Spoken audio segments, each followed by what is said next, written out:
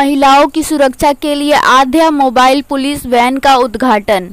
RG कर की घटना से नसीहत लेकर बैरकपुर कमिश्नरेट ने आध्या मोबाइल पुलिस वैन सेवा चालू की है, जो पूरी तरह से महिला पुलिस कर्मियों के द्वारा संचालित होगी। बैरकपुर के पुलिस कमिश्नर आलोक राजौरिया तथा अन्य वरिष्ठ अधिकारियों ने हरी झंडी दिखाकर मोबाइल वैन को रवाना किए। साथ ही बैटरी चालित 25 साइकिल भी पुलिस कर्मियों के सुपुर्द की गई। पुलिस कमिश्नर खुद बैटरी चालित साइकिल को चलाएं। सुरक्षार ফিলিংটা যে আছে তার দেওয়ার জন্য আজকে এটা উদ্বোধন করা হচ্ছে। আদ্যা একটা মিনিং, তার মানে মায়ে একটা শক্তি। আর আমাদের লেডি কনস্টেবলস, আমাদের লেডি অফিসার্স, এটা আমাদের পুলিশ ডিপার্টমেন্টে শক্তি আছে, যারা আমাদের সমাজে যারা মহিলা বর্গ আছে তাদেরকে সুরক্ষা দেবে।